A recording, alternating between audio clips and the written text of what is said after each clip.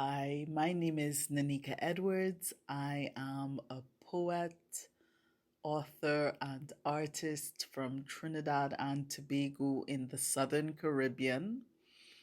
And can you figure out what you're looking at here? Can you make out the letters? I think if you can make out the letters, you'll be able to spell out what you're actually looking at. So we can definitely see an H. We can see the letter A. We can see the letter L. And we can see the letter E. But can we see what comes before the H, the very first letter? If you guessed W, you are correct. It's in the water spout, coming from the WHALE, which spells, what does it spell? Can you guess? If you guessed whale, you are correct. So I don't think we have many whales in our part of the Caribbean. Maybe in the Northern Caribbean, as far as I know, there are more whales, but I'm an international kind of gal, so I don't only cover topics that are related to my little corner of the world. So, here you can see me depicting a whale, and it comes from my book, Critter Calligraphy Animal Alphabet Stories. And so the whale, of course, represents the letter. Can you guess the letter? Yes, W. So it's letter W in my book of short stories. In this book, I have a very, very short poem about a whale. And it's like a short story. I mean, you could write a short story about anything, right? And no two stories have to sound exactly the same or have the same formula. Stories can all be quite unique and different. So, this is my poem about Wally the whale. A whale of a time.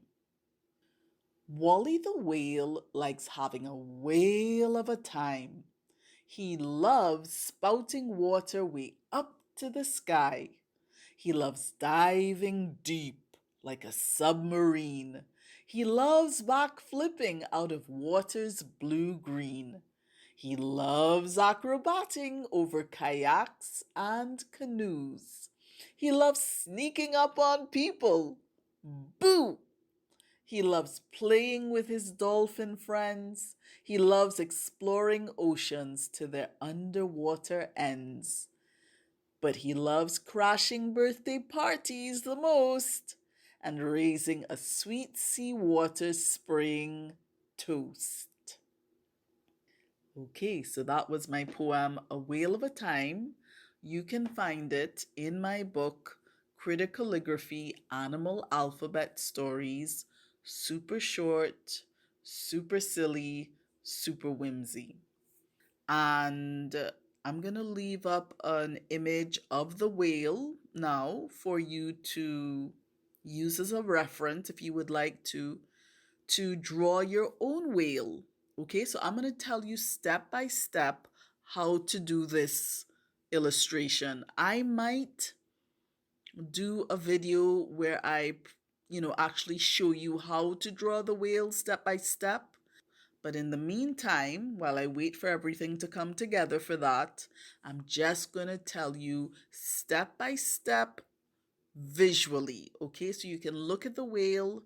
I'll tell you how to draw it, and you can do it like just by looking as opposed to seeing me actually drawing step by step. I hope that can work for you this time until I can do differently. So, this is how I drew this whale.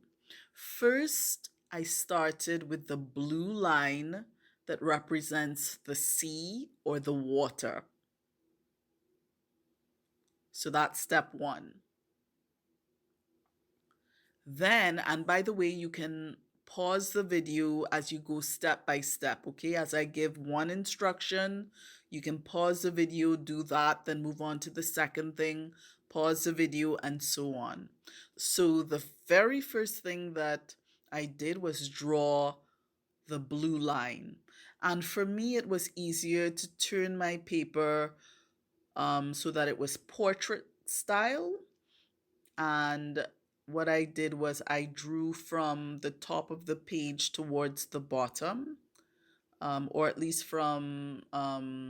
yes, from the top to the bottom, or from one side to the next. And it was easier for me to do that. I just felt I could control my pen a little better. Then I flipped the paper back to landscape, and the next thing that I would do is draw the whale. So I draw the outline of the whale. First, I draw the body. Just remember it's got an odd shape. So you draw it kind of like a wide but slightly deformed upside down U. You bring it down towards the water. So you draw from the left to the right. Then you bring it down towards the water, but you don't touch the water. A little before you get to the water line, you curve it back up and then curve it back down to the water, and then you add the tail. The tail is shaped like two leaves. So if you can draw a leaf on either side of the I don't know what else to call it, but the stem of the tail, then you would get then you would get the tail of the whale. The next thing that I would do is draw the mouth. And by the way, when you draw your whale, it doesn't have to be gray. It could be gray, but you can use your imagination. For example, I love the color pink. So the next time I do this, I might make my whale pink. But you could use any colors that you like. For example, you could use your favorite color. If your favorite color is green, you can make a green whale. So the next thing that I do is that I draw the mouth. After I draw the mouth, and I don't go right to the end of the outline of the whale, okay? So you don't go right to the end. You need to leave some space for the eye and the cheek. But the next thing that I do after I draw the outline of the whale is the mouth. And after that, I draw the lines below the mouth. So first I draw a horizontal line just below the mouth, and then I curve it down to the water. And then I add in the lines that are in between those. Next, I add the eye. So it's a circle and then another circle in that circle. And I color in the inner circle. I like using black for the eye, but you can use any color that you would like. And then I add in the cheek. And I like using pink because pink is a pretty color. But if you're a boy and you prefer not to use pink, although there's nothing wrong with boys liking pink, then maybe you could do it the color that you use for the whale. So if your whale is green, you can give it a green colored cheek, maybe a different shade of green from the outline of the whale. Or if you have done a gray whale, you could give it a gray cheek. You can do anything that you want. After I finish the whale, I add the water spout. So the first thing that I do is the central stem of the water spout. So I draw a line just below the top of my page down to the whale, but it's not going to touch the whale. It's just going to be a little above the whale. So a line, straight line, vertical line going down towards the whale.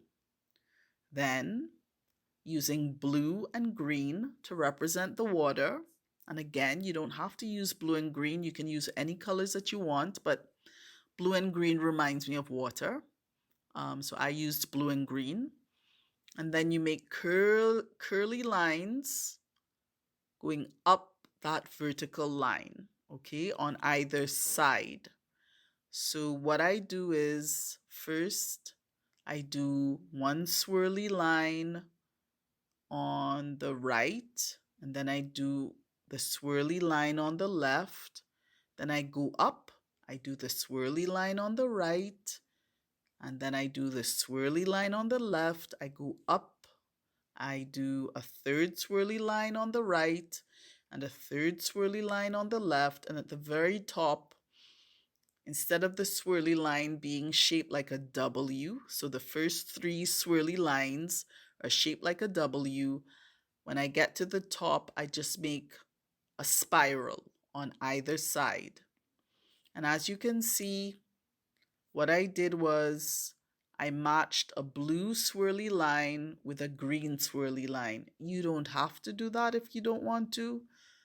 You can put whatever colors you want on the water spout.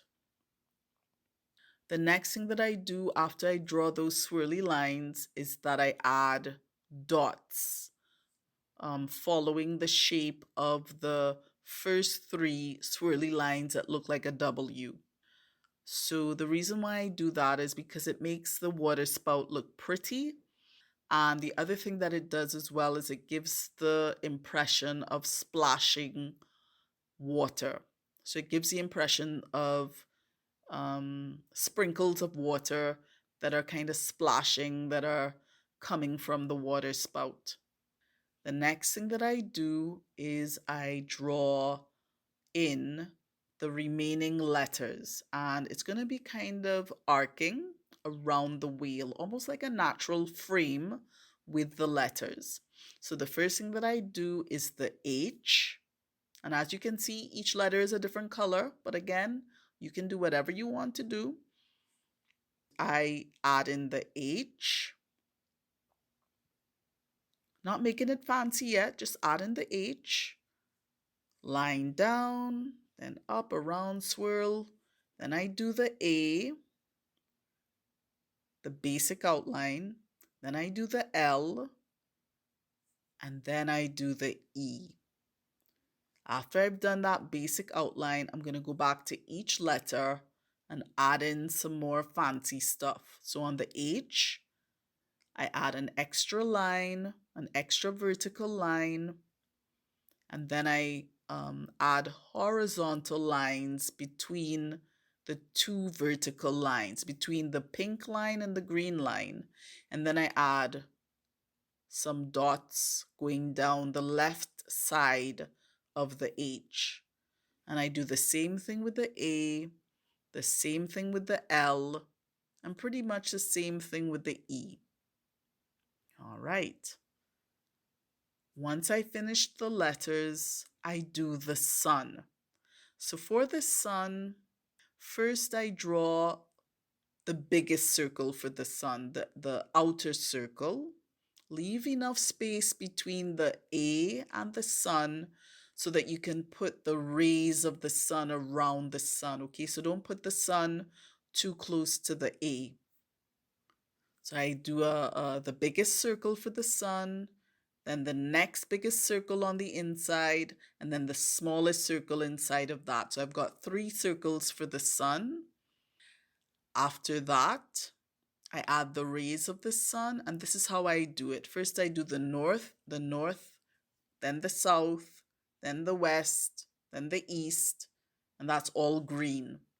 Then I do northeast, southeast, southwest, northwest in a different color. Then I go in between those with other colors, and that will be the sun. After the sun, I put in the fish. Now you have to be careful with the fish. What you want to do is space them out properly so that you have space for the bubbles. So if you want to make it easier for yourself, you could start with the middle fish and then draw the other 2 fishes on either side of that, or you could start like what I did. I started on the right hand side. I drew the pink fish, and so I drew the fish, and I used the gray of the whale, and pink. And then I added some bubbles coming from the mouth. You want to be careful not to touch the blue line. Okay, leave a little space between the last bubble and the blue line. As you can see, when the bubbles are coming from the fish's mouth, it gets slightly bigger each time. So you start with the smallest bubble, then you put a slightly bigger bubble, and then the biggest bubble. And you do the same thing with the other fish. And the reason why I went with pink and gray for the first fish, and then green and gray with the second fish, and then purple and gray with the third fish, is because I wanted to repeat the gray of the whale in some other part of the artwork. So you could repeat it in the sun, you could repeat it in the fish. It just helps the artwork to feel balanced. So, how did your whale turn out? Please feel free to send me pictures or scans of your artwork. I would love to see it. So, that's it. And again, I do possibly plan on doing a step-by-step tutorial where you can actually see me drawing the whale, but I do hope that my verbal instructions were still helpful for you. So that's it. The whale from A Whale of a Time. You can find Critter Calligraphy Animal Alphabet Stories on Amazon, both as an ebook and as a print format book. Go grab your copy. Thank you for subscribing to my YouTube channel. Bye.